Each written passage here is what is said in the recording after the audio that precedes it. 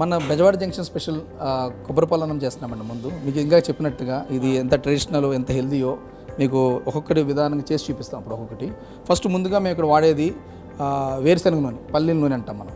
అంటే ఎక్కడైనా సన్ఫ్లవర్ వాడతారు హోటల్లో, బట్ మేము పాత పద్ధతులు ఎలా అంటే మన ఓన్ ట్రెడిషనల్ పరంగా వేరుశనగ నూనెతో స్టార్ట్ చేయబోతున్నాం. అండ్ ఎంత రైస్ పెట్టుకుంటున్నాము? ఇది ఒక 2 kgs అండి. ఇప్పుడు 2 kgs రైస్కి మనం ఇప్పుడు పలావ్ చేస్తాం. అవునండి. ఎంతమంది తినొచ్చు అండి? ఇది ఒక 12 నుంచి 14 మంది తినొచ్చు. ఫస్ట్ వేరుశనగ నూనె వేసాము, దాని తర్వాత ఈ హోల్ మసాలాస్ అన్ని వేస్తాము. మసాలాలు ఏమేమి ఉంటాయండి? ఇంట్లో కూడా మా నార్మల్ మసాలాస్ అండి. ఇప్పుడు మీరు చూస్తే కనుక ఇలాచీ వేస్తాము, లవంగ్,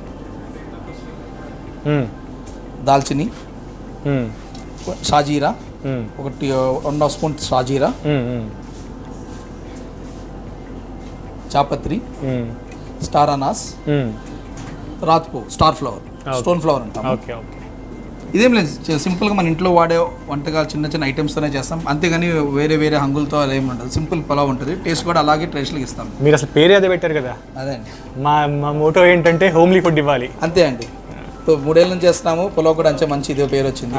ఇంగ్రీడియంట్స్ అన్ని మసాలాస్ అన్ని లైట్గా వేడవగానే, ఎక్కువ వేడవకూడదు, లైట్గా వేడైన తర్వాత మనము ఆనియన్స్ కట్ చేసుకున్న సన్నగా ఆనియన్స్ కట్ చేసుకుని ఈ ఆనియన్స్ వేసుకుంటాం అన్నమాట.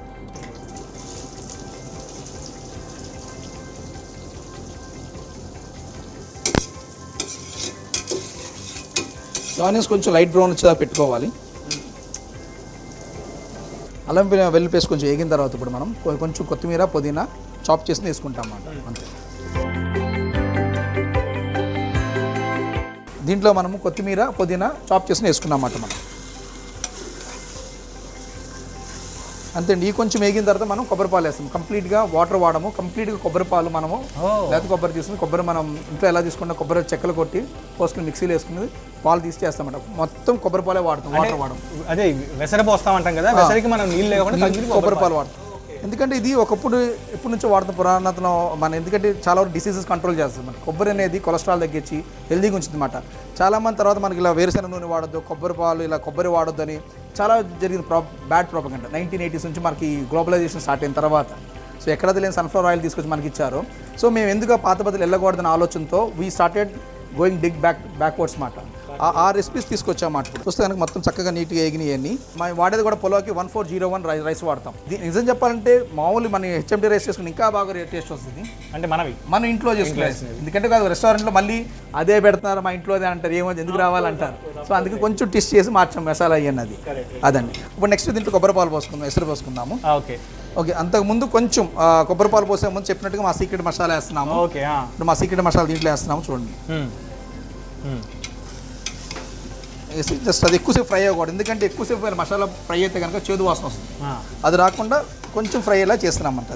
ఇప్పుడు కొబ్బరి పాలు 2 kg రైస్ తీసుకున్నాం కాబట్టి బాస్మతి రైస్ జనరల్గా 1.5 వేస్తాం అన్నమాట. వేసారు 1.5 వేస్తాం. సో 1.5 మనం మొత్తం తీసుకుని కొబ్బరి పాలు వేస్తాం. ఫస్ట్ 1 లీటర్ వేస్తున్నాం మనం. ఇప్పుడు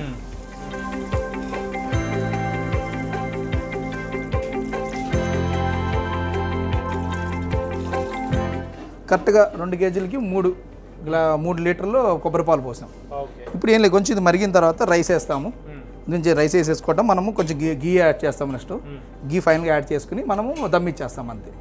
కొబ్బరి దమ్ స్పెషల్ కొత్త పేరు ఇచ్చాను ఇది. కొంచెం రాజుగారి కోడి పలావ్ కొని అది కూడా కుక్కర్లో చేస్తారు కొంతమంది. అదండి, ఒక్కొక్క దానికి ఒక రెసిపీ ఉందండి దాంట్లో, అది వేరుది. అంటే కొబ్బరి పాలు ఎక్కువ వాడితే ఏమైందంటే, ఇంకోటి చాలామంది ఎందుకు వాడరంటే కూడా ఇది 2 to 3 hours నుంచి రాదు, బాగోదు. ఎందుకంటే కొబ్బరి పులుపు వచ్చేస్తుంది, ఆటోమేటిక్గా రైస్ పాడవపోవటం అని తెలుస్తుంది అన్నమాట. సో ఇప్పుడు ఇది కూడా ఎక్కువసేపు 3 hours కానీ ప్యాక్ చేసి పెడితే స్మెల్ వచ్చేస్తుంది.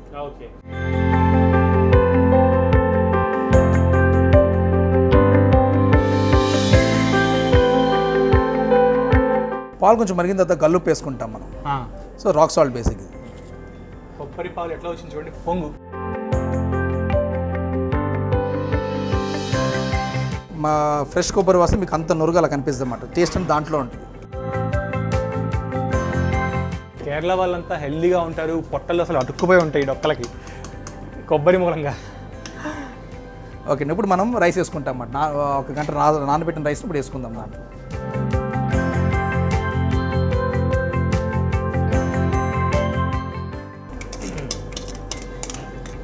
బియ్యం వేసిన తర్వాత కలపకూడదు, కొంచెం కలిపి ఒక 2 సార్లు వదిలేయాలి అన్నమాట.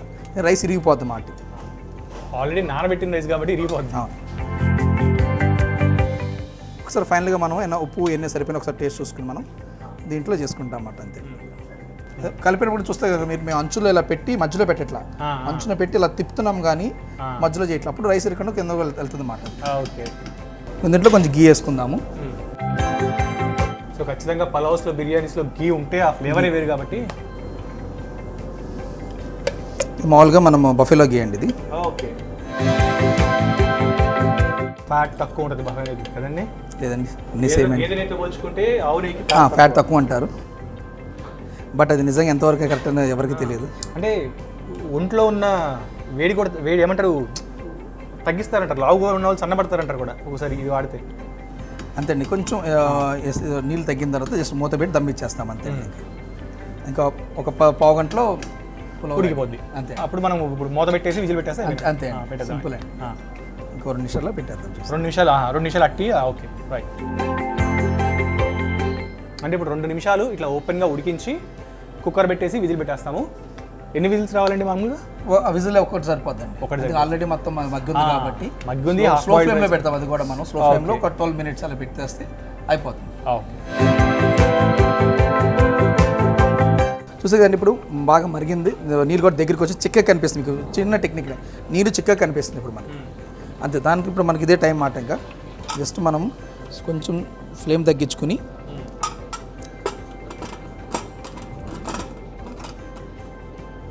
అంతే. ఇప్పుడు స్లో ఫ్లేమ్ మీద దమ్ము కరెక్ట్గా ఒక 12 మినిట్స్ పెడితే మనం కొబ్బరి పులావ్ రెడీ. బెజవాడ స్పెషల్ కొబ్బరి పాల పులావ్ రెడీ, అంతే కదా 12 మినిట్స్లో. ఇది కుక్ అయ్యే లోపల మనము పప్పుచారు వండేద్దాం అంటారా, లేకపోతే అయిపోయిన తర్వాత స్టార్ట్ చేద్దాం అంటారా? ఇప్పుడు యాక్చువల్లీ నేనే కాదండి, మా మిస్సెస్ కూడా నాతో పాటు కలిసి ఆమె చాలా చేసింది. పప్పుచారు తన అంటే మా విజయవాడ యాక్చువల్లీ అమ్మగారి దగ్గర నుంచి తను కూడా నేర్చుకుని, తను కూడా అన్ని చేపల పులుసు కానీ పప్పుచారు కానీ తన డిపార్ట్మెంట్ అదంతా తను చూసుకుంటుంది.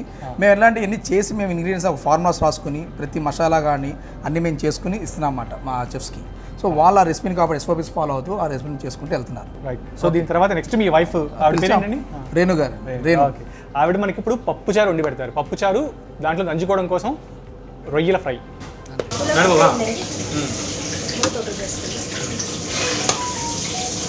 రైట్.